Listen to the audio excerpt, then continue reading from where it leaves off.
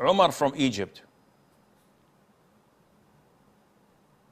Assalamu alaikum, Sheikh. Alhamdulillah. I remember asking you a question yesterday about games containing like acts of shirk, and you just said that no, I'm not a kafir, and I should leave what makes me doubt. My question is also regarding OCDs. How do I deal with OCD regarding kufr and shirk in games when I know I'm not a kafir? I just like want certainty that no, Amar, you are not a kafir, you are not a mushrik, you're just committing a sin, just like any human. So, like, Sheikh, can you give me reassurance? Akhi, what is certain? You are a Muslim or a kafir? Yes. I'm a Muslim, I pray, I This is fast. certain. This is certain. So without certainty that you have committed kufr or an act of hypocrisy, the certainty remains as it is. There is no conviction. There is no belief in your heart that you are a kafir, or you resent Islam, or you insult or mock the religion or Allah or the Prophet Muhammad. So the default is that you're a Muslim till proven otherwise. Muhammad from Malaysia. Assalamu alaikum, Sheikh. Alhamdulillah. So for the tashahud or the like salutations on the Prophet, like Allahumma salli ala Muhammadin, like if I just say Allahumma salli ala Muhammad, is it still valid? No, Like it's not. without It's not valid.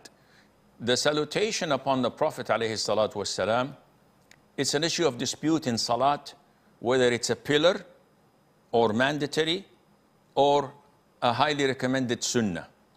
I am personally inclined to the middle stance, because the Prophet was the man, he was the one, he was the teacher who taught us what to say and how to offer a salutation upon him in the salat. So it is mandatory, and you have to say the full thing. Afzan from India. Assalamu alaikum. Alaikum salam wa rahmatullah.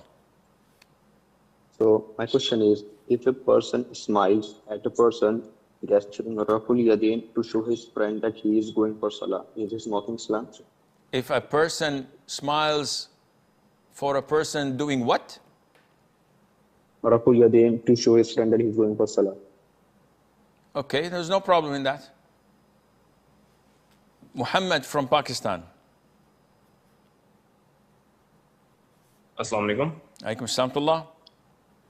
If someone used to download movies, if someone used to download softwares using torrents, torrents, and now he wants to repent, is it sufficient to just ask Allah for ask Allah for forgiveness, or do I have to pay the owners of the movies and softwares as well? Haram things that you've transgressed and downloaded unlawfully, or hacked it, or saw it, it's haram by itself. And this service is haram by itself. So you cannot compensate those who did haram by paying them so that they would not use this in haram.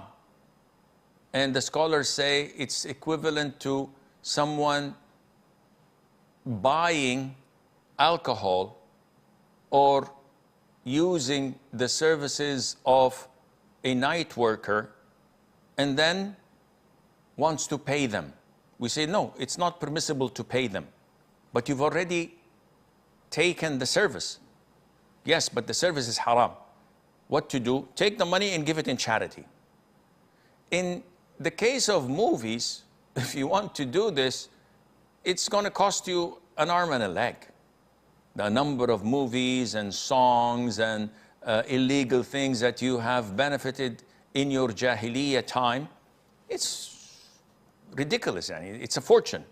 So instead, ask Allah for forgiveness, repent, do a lot of good deeds, and be remorseful, and inshallah that will do the job.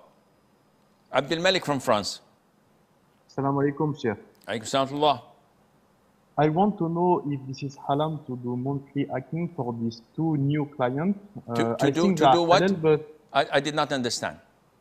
I want to know if this is halal to do monthly review for these two clients. I think they are halal. The first one calls themselves company bank, but it's not a bank when I check. It's kind of not a bank because it's a little company and they help company to merge together. That's it. When I check for Riba and things like this, I didn't find loan on things like this. The second company is an online bank that only do two things.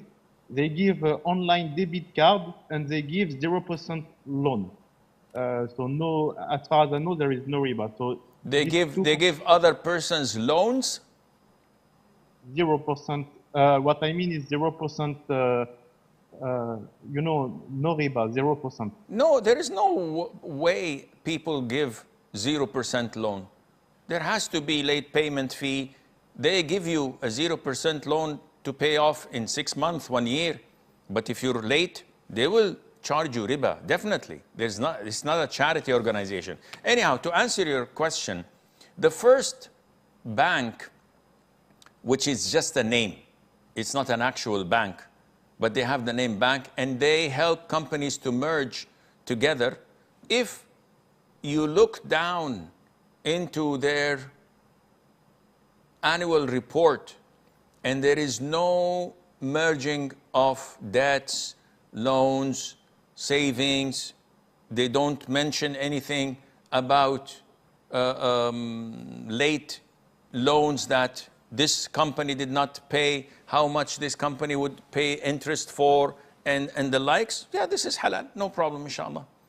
As for the other company that is entirely working with debit cards is halal. They take their commissions from the clients, which is a minimal percentage for their services, which is fine. They're not lending anyone anything. But the issue of giving zero interest free loans, this you have to look into. And if they are actually giving loans without any kind of interest, no matter how late you are, give me their names, I'll borrow from them, inshallah.